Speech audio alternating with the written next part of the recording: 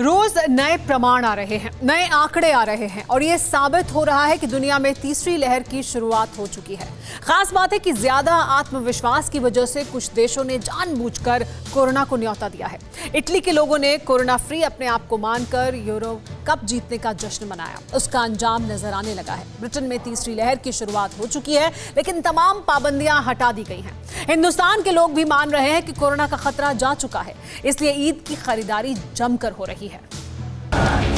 याद है वो जश्न, यूरो कप जीतने के बाद की वो पार्टियां।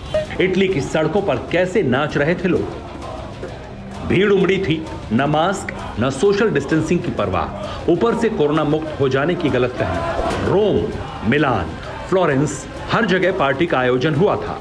देश के दूसरे कई मुल्कों को तब रस हो रहा था कि काश उनके देश में भी ऐसी आजादी लौट आती, वायरस वाली पाबंदियां खत्म हो जाती। लेकिन वही जश्न अब कोरोना विस्फोट की चिंगारी लग रही है। 1 जुलाई को इटली में 879 नए केस आए थे। रविवार को कोरोना के 3127 नए मामले आए।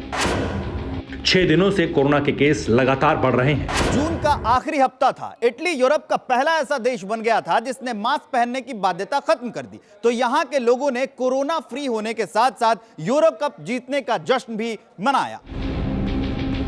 लेकिन अब लग रहा है कि कोरोना जाते जाते इटली से नहीं जा पाया। वजह इसी जश्न और लापरवाही को माना जा रहा है।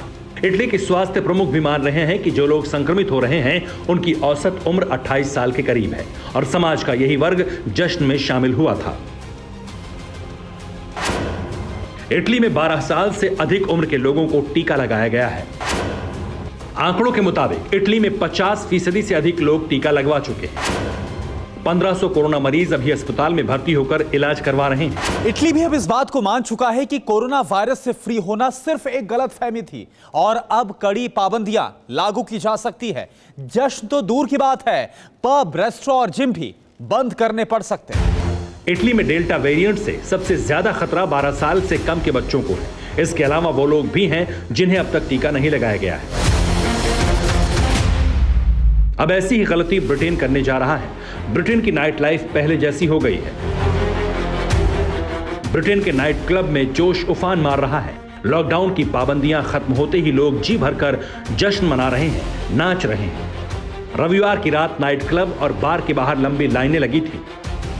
ब्रिटेन में मास्क पहनने की बाध्यता खत्म कर दी गई है। कहीं भी गेस्ट की कोई लिमिट नहीं है। नाइट क्लब के मालिक अपना घाटा पूरा करना चाहते हैं और लोग जमकर एंजॉय करना चाहते हैं। ब्रिटेन के इस आत्मविश्वास की वजह है वैक्सीनेशन।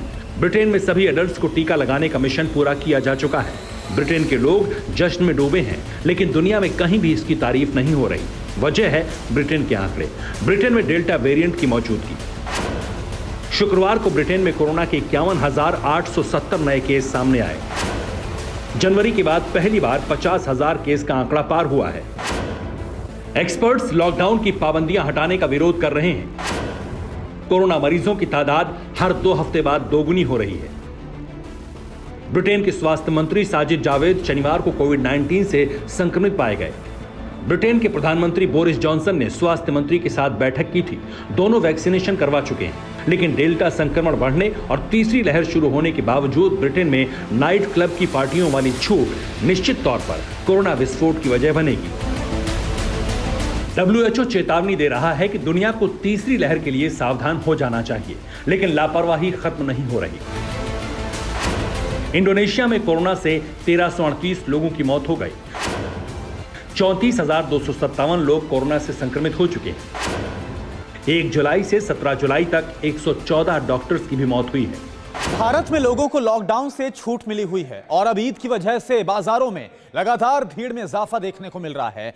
बकरे के बाजार सज चुके हैं और यह माना जा रहा है कि अगर इसी तरीके से भीड़ बढ़ती चली गई तो इसके काफी ज्यादा गंभीर परिणाम उठाने पड़ सकते हैं। ईद के लिए लोग खरीदारी कर रहे हैं। सबसे अहम बकरे की खरीदारी है। शहर शहर बकरों का बाजार लग गया। इन बाजारों में बकरों के साथ ही उसके मालिक हैं और ग्राहकों की लंबी कतार। भीड़ की वजह से सोशल डिस्टेंसिंग खत्म हो रही है। कारोबारी हालांकि कह रहे हैं कि इस बार पहले की तरह डिमांड नहीं, लेकिन ये सिर्फ दिल्ली और बड़े शहरों की बात है। छोटे छोटे शहरों में बकरीद को लेकर स्पेशल बाजार लगे हैं, जहां जगह कम और लोग ज्यादा हैं। कोरोना से बचने के लिए सिर्फ सावधानी ही जरूरी है। ऐसे में देश कोई भी हो, भीड़ का जुटना बेहद खतरनाक साबित हो सकता है, खास तौर से तीसरी लहर के लिए। Bureau report, TV9 Bharatvarsh.